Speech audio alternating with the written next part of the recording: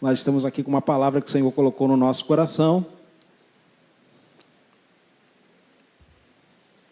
E aí nós vamos falar de dois momentos, que eles são momentos especiais.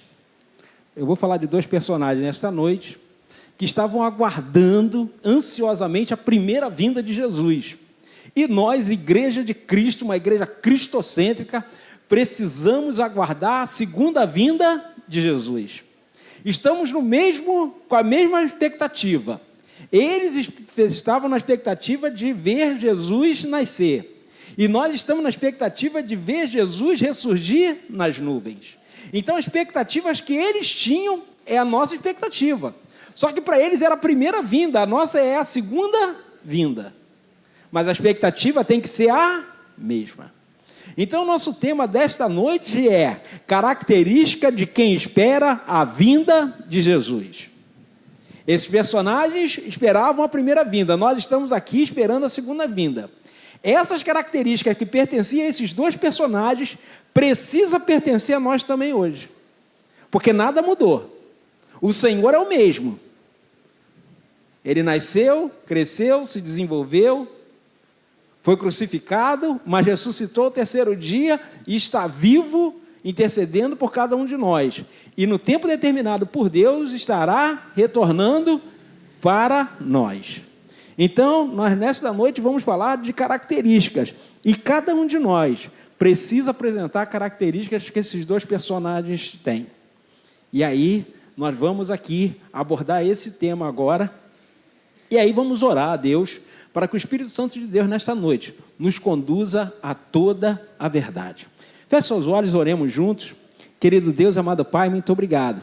Nesta noite, por estarmos aqui na Tua casa, na Tua presença, pedindo que o Senhor possa estar vindo de encontro aos nossos corações, trazendo paz e alegria aos nossos corações, e que a Tua boa mão continue produzindo em nós fé e esperança que o Senhor está vindo buscar a Sua igreja, e que a Sua igreja precisa estar cada dia apaixonada pelo Senhor, aguardando ardentemente o Teu retorno. Nós te agradecemos no poderoso nome de Jesus. Amém e amém. Abra sua Bíblia, Evangelho de Lucas, capítulo 2. Nós vamos falar embora esses personagens estão aguardando aí o nascimento de Jesus, aqui nessa passagem aqui, Jesus já tinha nascido, mas eles aguardavam a manifestação de Jesus. E aí tem características aqui, são dois personagens, e um dos personagens se chama Simeão, e o outro personagem se chama Ana. Ana, tem duas Anas assim, muito conhecidas na Bíblia, que é a mãe de Samuel, e também Ana, que aqui tem o título de profetisa. Era uma pessoa que vivia no templo e que cuidava das coisas do templo. Ficou viúva muito jovem e dedicou toda a sua vida ali, depois de ficar viúva, a estar cuidando da casa do Senhor. Então, nós vemos aqui algumas particularidades nesse texto, né? E quando eu leio esse texto, eu lembro sempre das minhas tias. Agora, dessas tias só tem viva uma, mas 3 das minhas tias, elas ficaram viúvas muito cedo. 50 e poucos anos elas ficaram viúvas. E nunca se casaram mais. Nunca tiveram nenhum relacionamento mais. Mas todas elas se dedicaram a servir na casa do Senhor. A minha tia está com 80 anos agora, que está viva. Fez 80 anos agora no começo do ano. E a vida dela, depois ficou viúva com 55 anos mais ou menos. Menos de 55 ela estava. Tem mais de 25 anos que meu tio faleceu. Ela se dedicou à obra do Senhor, à casa do Senhor. A minha tia é diaconisa na igreja, então nós vemos que tem pessoas assim, pessoas que decidem se dedicar ao Senhor, como o apóstolo Paulo falou. E o caso de Ana é um desses casos. Então, Lucas capítulo 2, nós vamos ler do 25 ao 32 e depois do 36 ao 38, que diz assim: em Jerusalém havia um homem chamado Simeão. Este era justo e piedoso, e esperava a consolação de Israel, e o Espírito Santo estava sobre ele. Ele tinha recebido uma revelação do Espírito Santo, de que não morreria antes de ver o Cristo do Senhor. movido pelo Espírito, ele foi ao templo. Quando os pais trouxeram o menino, Jesus, para fazerem como a lei ordenava, Simeão o tomou pelos braços e louvou a Deus, dizendo: agora, Senhor, pode me despedir em paz o teu servo, segundo a tua palavra, porque os meus olhos já viram a tua salvação, a qual preparaste diante de todos do teu povo, luz para a revelação aos gentios e para a glória do teu povo de Israel. Versículo 36 diz assim: havia uma profetisa chamada Ana, filha de Fanuel, da tribo de Asser. Ela era bem idosa, tendo vivido com o marido 7 anos, desde que tinha sido casada. Agora era viúva de 84 anos, e não deixava o templo, mas adorava dia e noite com jejuns e orações. E chegando naquela hora, dava graças a Deus e falava a respeito do menino a todos que esperavam a redenção de Jerusalém. Então nós temos aqui dois personagens que tinham a mesma expectativa, a vinda de Jesus. E como eu falei, nós como igreja neotestamentária, precisamos estar aguardando a vinda de Jesus.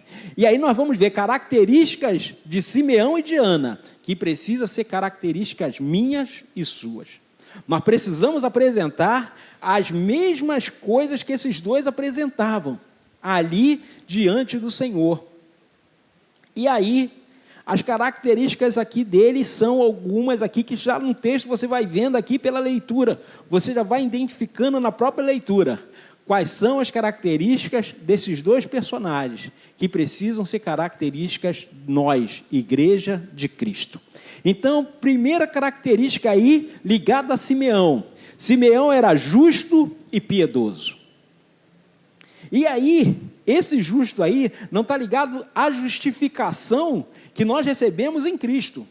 Mas justo aí está ligado conforme você vive diante da sociedade. Justo é você pagar os seus impostos, você pagar os seus tributos, você fazer o bem, você olhar para as pessoas com um olhar de compaixão, olhar para as pessoas com um olhar de amor. Assim como o Senhor olhou por nós, nós precisamos olhar para as pessoas. Então, Simeão era um homem que tinha um olhar de justiça. Olhava para as pessoas como Cristo olhou por nós. Então, essa justiça aqui que o texto está falando, não é da justificação que Cristo iria fazer, mas de uma pessoa que era uma pessoa justo e piedoso. Uma pessoa que amava os outros, que cuidava dos outros, que zelava pelo bem social dos outros. Essa era a posição que Simeão estava e que nós precisamos ser. E aí eu trouxe algumas definições aqui. Aqui, justo aqui, é aquele que age conforme a justiça, com razão e com equidade. Diferente da igualdade, a equidade vai além da igualdade. Porque nem sempre nós tratarmos todos igualmente, nós vamos ser, na verdade, justos. Vou te dar um exemplo prático. Quando o governo fala, alguns especialistas em estudos, eles falam que o vestibular é uma questão de mérito, eles podem estar falando de igualdade, mas não está falando de equidade.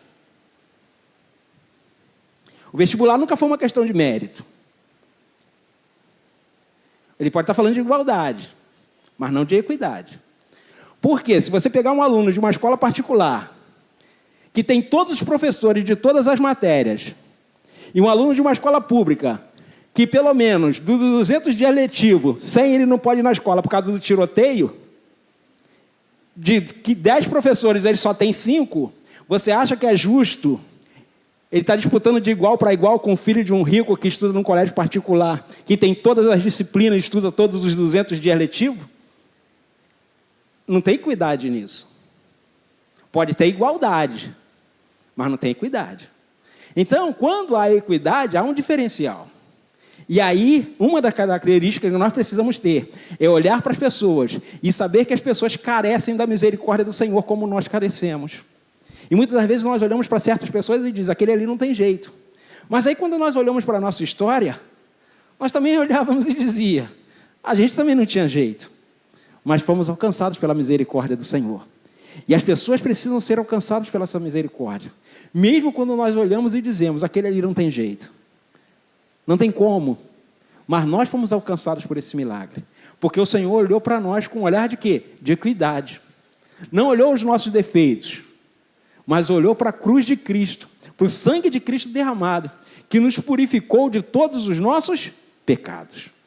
Então, quando há isso precisa ser uma característica do crente. Precisamos nos compadecer do sofrimento alheio. Precisamos compadecer das pessoas que estão à nossa volta. Aquele ditado que é comum no sistema, né? Farinha pouco, meu pirão primeiro, não pode fazer parte da igreja de Cristo. Precisamos ser solidários. Precisamos ser companheiros. Precisamos olhar para as pessoas e compartilhar do sofrimento, de termos um olhar que realmente reflita em nós as características de Cristo, como esse personagem aqui. Então precisamos ser justos e piedosos para demonstrar que definitivamente temos características daqueles que aguardam a segunda vinda de Jesus. Segunda coisa que nós precisamos ter, precisamos possuir o Espírito Santo de Deus. Quando nós aceitamos Jesus, nós só podemos aceitar Jesus se o Espírito Santo de Deus agir em nós.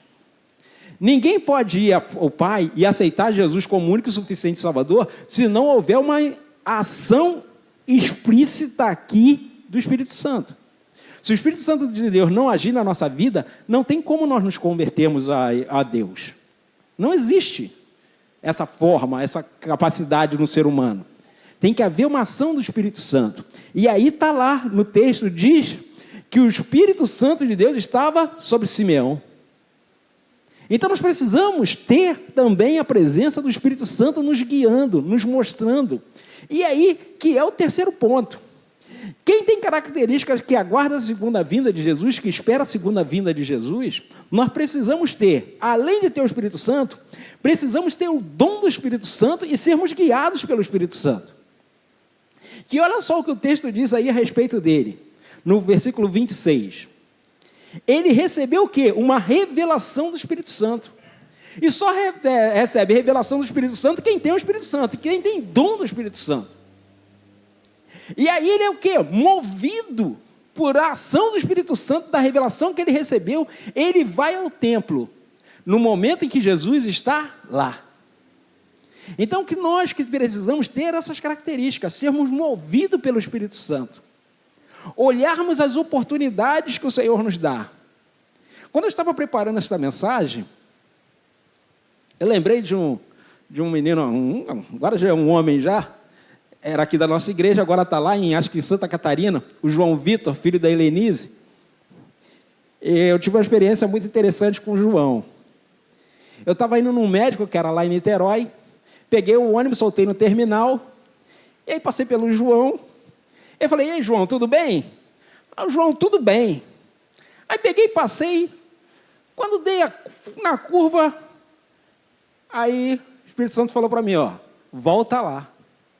E eu já atrasado para ir no médico, volta lá. Aí eu voltei. Aí eu perguntei, João, está tudo bem mesmo?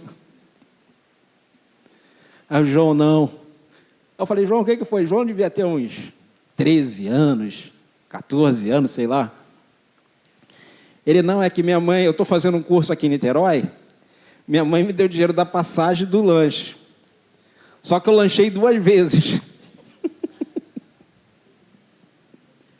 O dinheiro da passagem de volta, ele gastou no lanche. Ele não tinha dinheiro para voltar. E ali, eu dei dinheiro para o João voltar para casa.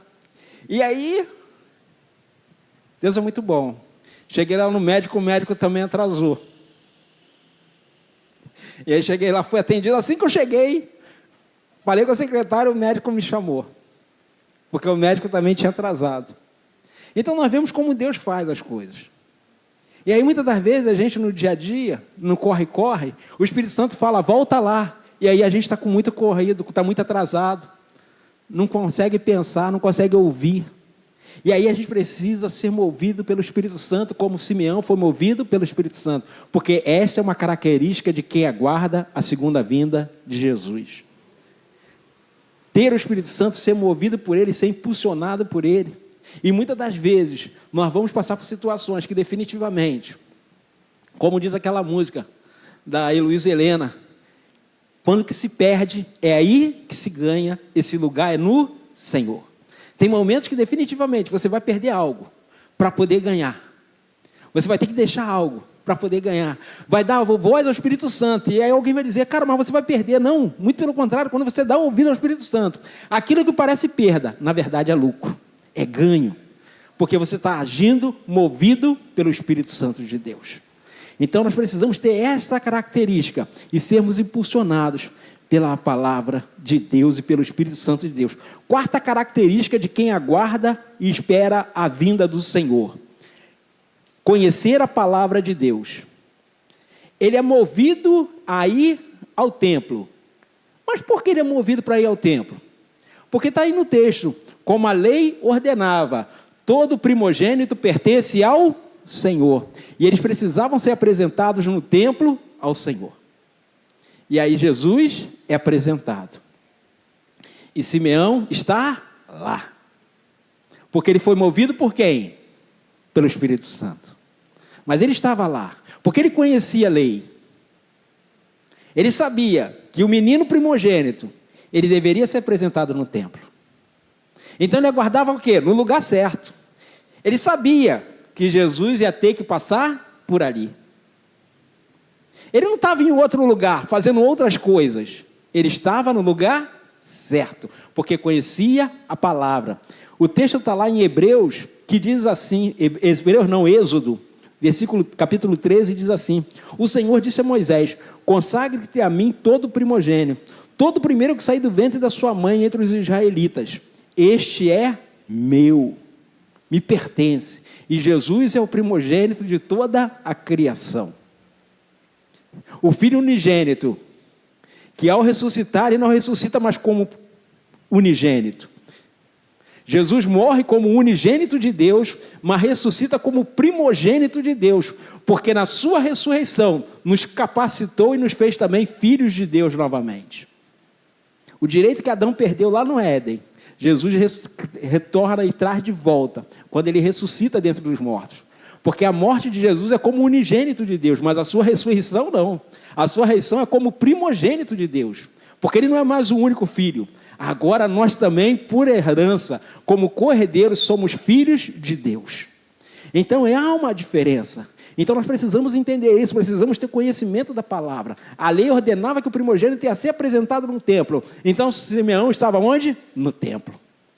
Conhecer a palavra é fundamental para nós que esperamos e aguardamos a vinda do Senhor. E aí, o quarto ponto, que aí já está ligado à história de Ana. Não deixar de congregar. Ana não deixava o templo. Tem gente que está deixando de congregar. Quer assistir o culto em casa, quer assistir o culto na internet, quer assistir lá através do rádio, através de várias coisas. João está ali, rapaz. Eu estou falando dele, não tinha visto ele, rapaz. Está bem ali, rapaz. Agora que eu estou vendo. Ei, rapaz. E aí, não tinha visto você aí, rapaz. Aí aqui, nós estamos aqui, e aí a Ana não deixava de congregar. Ela estava diariamente no templo. Então você que aguarda e espera a vinda do Senhor, você precisa estar na casa dele, o lugar de culto que nós separamos para ele. É primordial, é necessário. Precisamos fazer isso. Isso é uma característica daqueles que aguardam a vinda do Senhor. Dá para assistir o culto online? Dá. Dá para assistir o culto? Dá. Há uma necessidade, está doente, está com algum problema? Mas estar no corpo, estar ligado, estar no meio do braseiro é fundamental. Aprendi uma frase com um pastor amigo meu: carvão fora do braseiro, filho, só serve para uma coisa. Qual é a função do carvão? Gerar energia.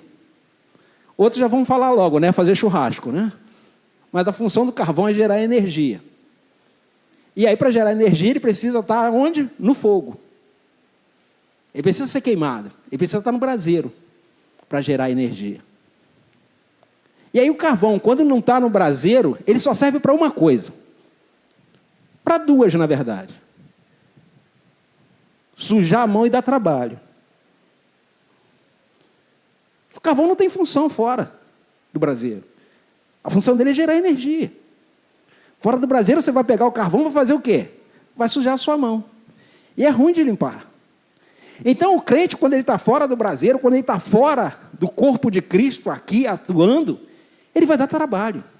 Aí lembro da frase do Bispo Robson. Crente que não trabalha, dá trabalho.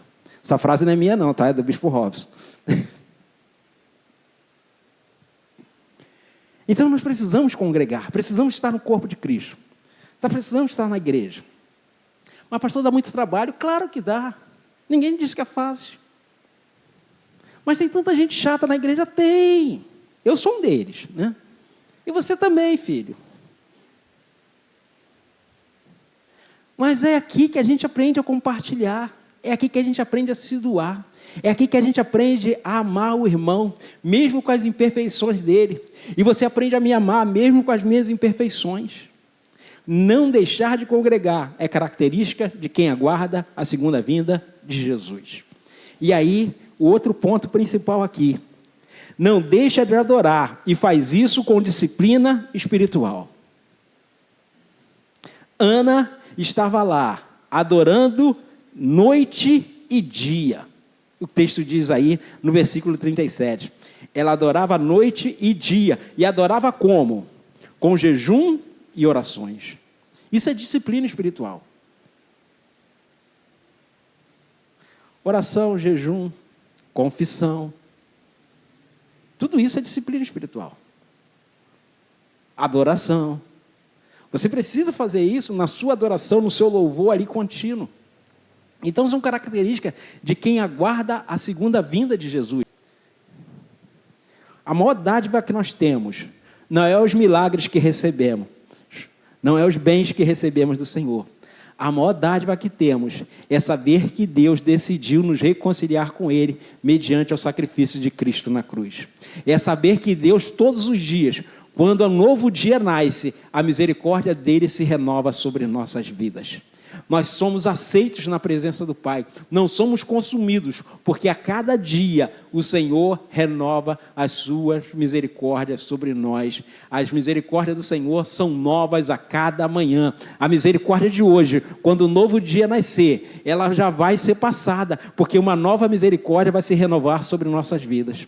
E nós vamos ser aceitos mais uma vez na presença do Senhor. E às vezes a gente nem se dá conta desses detalhes, a gente acorda aí no corre-corre, na correria, e a gente se esquece que nós somos movidos por Deus a estarmos a cada dia apresentando a Ele o nosso culto racional, apresentando a Ele um louvor que realmente agrade o coração do Senhor. E aí no final do texto, Diana diz que ela estava ali, naquela hora que Jesus foi apresentado, ela dava graças a Deus e falava a respeito do menino a todos que esperavam a redenção de Israel. Não deixar de falar das coisas que o Senhor tem feito por nós, dos milagres que o Senhor tem feito, dos recursos que o Senhor tem nos enviado, da graça abundante que o Senhor tem derramado sobre nós. Não deixar de falarmos isso é características de quem aguarda a vinda do Senhor. Então eu e você precisamos apresentar isso. Nós precisamos apresentar essa característica, se realmente somos igreja de Cristo e se realmente aguardamos a vinda do nosso noivo, a vinda do nosso Senhor, aquele que virá e naquele dia, grande e terrível dia, irá pedir contas de tudo aquilo que nós temos feito aqui na terra, de tudo aquilo que Ele tem feito e tem nos dado. Nós precisamos apresentar a Ele de forma responsável tudo aquilo que Ele tem nos dado. Só recapitulando tudo aquilo que nós falamos aqui. Aqueles que aguardam a segunda vinda de Jesus, que esperam através do Senhor essa segunda vinda, para estarmos na eternidade junto com Ele, precisa ser justo e piedoso, precisa possuir o Espírito Santo, ter os dons do Espírito Santo, ser guiado pelo Espírito Santo, conhecer a palavra de Deus, não deixar de congregar, adorar com disciplina espiritual e principalmente ser grato a Deus por todos os benefícios que Ele tem feito por nós. Então, que você possa, neste dia, saber que o Senhor em breve virá e não tardará. E quando Ele chegar, todas as coisas estarão diante dEle. Tudo que fizemos ou deixamos de fazer, o Senhor irá pedir conta a nós. Queria que você se colocasse de pé, nós vamos cantar uma canção. Gostaria de pedir aqui os obreiros aqui que estão ali, para trazer o aparador aqui, para perto aqui, trazer o aparador e trazer as Bíblias também para colocar aqui. Daqui a pouco nós vamos ter o sorteio, nós vamos cantar essa canção, enquanto eles preparam as coisas aqui, que você possa ser dessas pessoas que aguardam a vinda do Senhor ardentemente no seu coração. Não deixe passar, porque Jesus foi o plano perfeito de Deus, o plano melhor de Deus para a humanidade, o plano melhor de Deus para mim e para você. Amém?